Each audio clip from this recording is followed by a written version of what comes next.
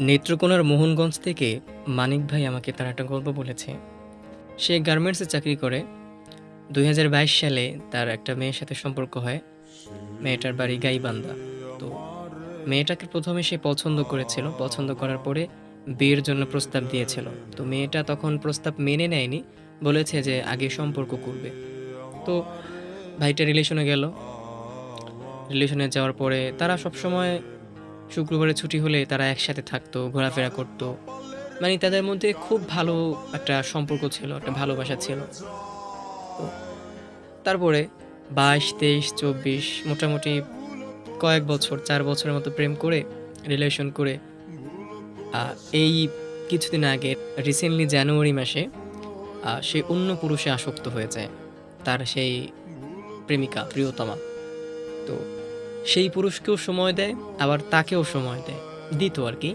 কিছুদিন আগে তাকে ঠকিয়ে ছেড়ে চলে গিয়েছে।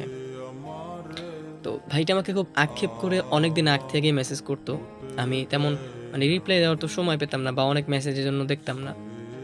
তো আমার আসলে খুব খারাপ লেগেছে যে যারা সত্যিকারে ভালোবাসে, আমি একটা জিনিস প্রায়ই রিয়ালাইজ করি যে যারা সত্যিকারে ভালোবাসে তারাই কেন জানি মানুষ হারিয়ে ফেলে।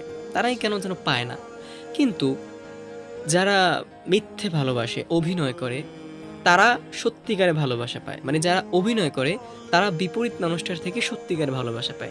আর যারা সত্যি ভালোবাসে, তারা বিপরীত মানুষটার কাছ থেকে অভিনয় পায়।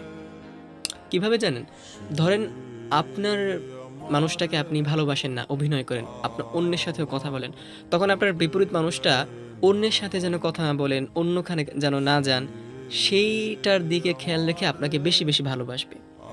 কিন্তু আপনি যদি সত্যিকারে ভালোবাসেন না, মন প্রাণ উজাড় করে তাকে ভালোবাসেন, তখন সে কি করবে? যে ও তো আমাকে ভালোই বাসে। ও তো আমাকেই ভালোবাসে। ও অন্য কারো কাছে যাবে না কখনোই।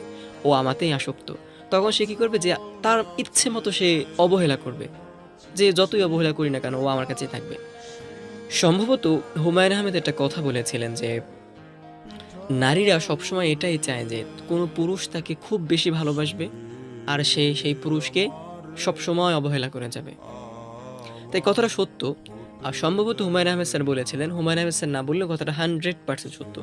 এই কথাটা আমাকে আ আপুরাও বলেছে যে, আমরা নারীরা সবসময় চাই আমাদের কোনো পুরুষ ভালোবাসবে আর আমরা তাকে মন মতো অবহেলা করব। তো এই মানিক ভাই ওনার অবস্থা হয়েছে এরকম। উনি মন মতো ভালোবেসেছে। মন প্রাণ উজাড় করে সর্বস্ব দিয়ে। একটা মানুষ গার্মেন্টসে চাকরি করলে কত টাকাই বার সেলারি পায়? কত টাকা পায়? তাতে নিজের খরচই হয় না। সেটা দিয়ে সে সেই মেয়েটাকে হাত খরচ দিত, ভালোবাসতো, বাদাম খাওয়াতো, এটা করতো, সেটা করতো। শুক্রবার দিন সারাদিন ঘোরাফেরা করতো। কিন্তু সবশেষে সেই মেয়েটা অন্য পুরুষে আসক্ত হয়ে তাকে ছেড়ে চলে গিয়েছে। ভাইটা কিন্তু ১ম এ তাকে বিয়ের জন্য প্রস্তাব দিয়েছিল। রিলেশনে যেতে চায়নি। সরাসরি বিয়ে করতে চেয়েছিল। কিন্তু মেয়েটা বিয়ে করতে চায়নি। এজন্য ভাই কি করবে? বাধ্য হয়ে সম্পর্কে গিয়েছিল। কিন্তু শেষ পর্যন্ত কি হলো? ভাইটা শেষ পর্যন্ত তাকে পেল না। খুব করে চাওয়ার পরেও তাকে পায়নি। আপনি নিজে দেখবেন আপনার প্রিয়তমা যদি অন্য পুরুষের সাথে কথা বলে, অন্য পুরুষের হাত ধরে বা অন্য পুরুষকে যদি একটা ছবি পাঠিয়ে দেয়, তখন আপনি বুঝতে পারবেন যে প্রিয় মানুষটার অন্যের সাথে মেলামেশা আপনাকে কতটা পীড়া দেয়, কতটা কষ্ট দেয়। আপনি তখন রিয়ালাইজ করতে পারবেন। এত্ত কষ্ট দেয় ভাই। হুম, এই মানিক ভাই সেটা উপলব্ধি করেছে, সহ্য করেছে। কি করবে?